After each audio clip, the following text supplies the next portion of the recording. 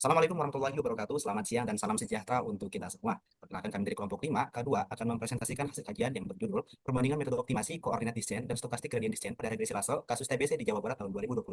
Adapun anggota kelompok kami, yang pertama ada Yunita, Johannes Pande, Tiara, Mugri, dan Ali Uraili. Kami juga mengucapkan terima kasih kepada Bu Sanas, Desta Oktaria, Estat MAGR, PhD selaku dosen pembimbing yang diberikan pada kami. Next. Kemudian outline, yang pertama ada pendahuluan, tinjauan pustaka, metodologi, hasil pengembangan. Next. TBC merupakan penyakit menular yang menyerang paru-paru dan menjadi penyebab kematian tertinggi untuk penyakit infeksi di dunia. Penyakit ini disebabkan oleh bakteri Mycobacterium tuberculosis. Berdasarkan data dari Kementerian Kesehatan Republik Indonesia tahun 2022, tercatat sekitar 717.941 kasus TBC di Indonesia. Dari jumlah tersebut, 85.681 kasus berasal dari Provinsi Jawa Barat. Bahkan menurut laporan WHO tahun 2022, Indonesia menempati urutan kedua setelah India. Fakta ini menunjukkan bahwa TBC masih menjadi masalah serius di Indonesia dan khususnya di Jawa Barat. Oleh karena itu, diperlukan strategi yang tepat dalam membantu merumuskan kebijakan yang efektif. Salah satu tantangan dalam pengolahan data TPC, banyaknya pengubah variabel dan adanya multikolinearitas antara pengubah tersebut. Hal ini dapat menyulitkan dalam pemilihan regresi. Oleh karena itu, kami menggunakan regresi Lasso yang dapat digunakan untuk mengatasi masalah multikol, juga seleksi variabel yang paling relevan. Kemudian kami juga menggunakan coordinate descent yang bekerja dengan mengoptimasi satu parameter secara iteratif. Kemudian SGD atau stochastic gradient descent bekerja dengan sampel acak untuk mempercepat proses konvergensi model. Next. Kemudian beberapa penelitian sebelumnya telah mencoba memodelkan kasus TBC di Jawa Barat menggunakan akan berbaikan. Yang pertama itu Panapotong et al. 2020 menggunakan TBC binomial negatif pada kasus TBC di Jawa Barat dan menghasilkan nilai absolut R kuadrat sebesar 88,04%. Ini juga menunjukkan model cukup baik, namun belum menangani persoalan multikolinearitas secara eksplisit. Kemudian Chat et al. 2020 menerapkan Lasso dan grup Lasso untuk memudahkan faktor-faktor penyebab TBC. Langsung memberikan nilai R square sebesar 85,27 kuadrat, 27% yang menunjukkan kinerja yang baik dalam seleksi variabel secara otomatis. Kemudian Opalingga et al. 2020 meneliti penggunaan Lasso dengan metode optimasi coordinate descent untuk masalah public speaking anxiety. Penelitian ini membuktikan bahwa Lasso sangat efektif dalam seleksi otomatis variabel. Namun, berdasarkan telah pustaka, belum ada penelitian secara langsung untuk membandingkan dua metode optimasi pada regresi Lasso, yaitu coordinate descent dan juga stochastic gradient descent. Next. Kemudian terdapat pendahuluan. Yang pertama yaitu pendahuluan pada tujuan membandingkan performa dua algoritma optimasi yaitu coordinate descent dan stochastic coordinate descent dalam proses estimasi parameter regresi Lasso. Yang kedua yaitu mengidentifikasi pengubah-pengubah penjelas yang mempengaruhi peningkatan jumlah kasus TBC di Jawa Barat. Selanjutnya tinjauan pustaka, pertama-tama regresi Lasso. Regresi Lasso dapat mengatasi multikolinearitas dengan menyusutkan beberapa koefisien menjadi 0. Hal ini dapat dilakukan dengan menambahkan penalti L1, sehingga dapat digunakan dalam seleksi pengubah. Fungsi objektifnya adalah meminimumkan jumlah kuadrat galat yang ditambah dengan penalti L1. Pada regresi Lasso ada lambda yang menentukan seberapa besar tingkat penalti atau tingkat penyusutan pada suatu koefisien. Lanjut. Selanjutnya, metode optimasi yang pertama itu adalah coordinate descent yang meminimalkan fungsi objektif dan dijalankan dengan membentuk parameter baru. Tujuannya untuk menyelesaikan permasalahan optimasi berdimensi tinggi secara efisien dan dalam kasus regulasi Lasso regression.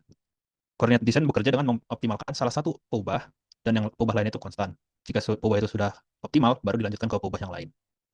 Lanjut. Berikut adalah algoritmanya. Lanjut. Selanjutnya, optimasi kedua adalah stochastic gradient descent yang dilakukan dengan mengaproksimasikan fungsi objektif Lasso secara iteratif dengan menggunakan pendekatan stokastik. Pada stochastic gradient descent, pembaruan parameter melibatkan learning rate dan gradient dari fungsi objektif Lasso. Pada stochastic gradient descent, setiap iterasi menggunakan satu data acak yang diperoleh dari dataset, dan pada prosesnya, dia tidak akan mengingat data yang sudah digunakan pada iterasi sebelumnya, sehingga data dapat diproses secara langsung dalam sistem yang berjalan. Namun karena sifat acaknya, sifat stokastiknya, menyebabkan algoritma menjadi tidak teratur, sehingga nilai parameter yang diperoleh di akhir iterasi itu sudah baik, tetapi tidak optimal. Lanjut. Berikut adalah algoritmanya.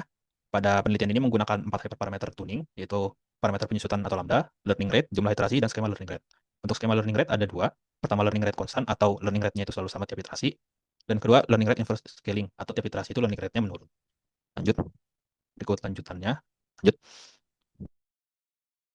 Oke, baik. Selanjutnya adalah bagian metodologi, di mana yang pertama, pada penelitian ini kami menggunakan data sekunder yang diperoleh dari laman resmi Badan Pusat Statistik dan juga laman Open Data Jabar, di mana terdapat bahwa jumlah kasus penyakit TBC sebagai perubahan responnya dan terdapat 20 faktor yang mempengaruhi kasus TBC tersebut sebagai perubahan penjelasnya. Dan kemudian terdapat 27 amatan yang kami gunakan. Berikut adalah perubahan yang kami gunakan. Boleh lanjut? Oke, yang selanjutnya adalah prosedur analisis, di mana dimulai dengan input data yang kemudian dilakukan eksplorasi data, yang kemudian dilanjutkan dengan standarisasi perubahan X, yang kemudian dilanjutkan dengan regresi dengan menggunakan OLS. Setelah itu dilakukan cek asumsi dan juga identifikasi multikolinearitas, di mana jika terdapat multikolinearitas akan dilanjutkan dengan regresi Lasso, jika tidak akan melanjutkan dengan interpretasi. Di regresi Lasso sendiri terdapat dua algoritma yang kami gunakan. Yang pertama adalah coordinate descent, di mana selanjutnya dicari untuk penentuan hampir terbaik, sedangkan di optimasi stochastic gradient descent sendiri, dilakukan hyperparameter tuning, kemudian ditentukan parameter terbaiknya. Selanjutnya dicari nilai koefisiennya, koefisien terbaiknya, dengan selanjutnya dilakukan transformasi balik nilai koefisien, dan evaluasi perbandingan kedua model. Selanjutnya dilakukan interpretasi dan didapatkan output datanya. Lanjut. Selanjutnya adalah hasil dan pembahasan. Yang pertama adalah exploratory data, di mana yang pertama dapat dilihat bahwa didapatkan hasil dari Blogspot, di mana didapatkan dari sebaran jumlah kasus TBC bahwa distribusi yang cenderung miring ke sebelah kanan atau right skewed dikarenakan nilai rata-rata lebih besar dari mediannya. Oleh karena itu menyebabkan ketimpangan dalam penyebarannya. Selanjutnya ada bar chart di mana menunjukkan Kabupaten Bogor menjadi wilayah dengan kasus tertinggi diikuti dengan Bandung dan juga Bekasi. Sebagian kabupaten atau kota memiliki jumlah kasus sebesar 5.000 kasus, sedangkan pada kota Banjar dan juga Pangandaran memiliki kasus sangat rendah. Pola ini menunjukkan distribusi yang tidak merata dalam kasus TBC di daerah Jawa Barat.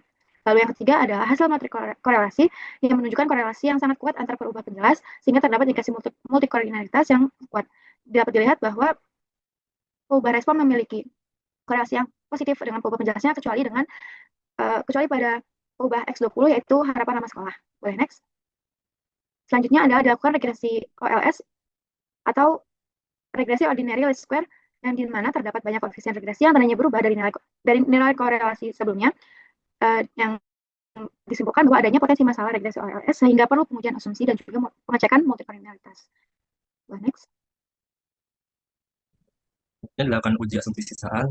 Di sini karena didapatkan model besar 0,05, ini dapat disimpulkan bahwa semua uji asumsinya terpenuhi. Selanjutnya, ini deteksi multikolinearitas, semua perubahan kecuali X1, X9, dan X20 memiliki nilai PAF yang lebih 10, sehingga terjadi multikolinearitas. Selanjutnya, regresi lasso optimasi coordinate descent.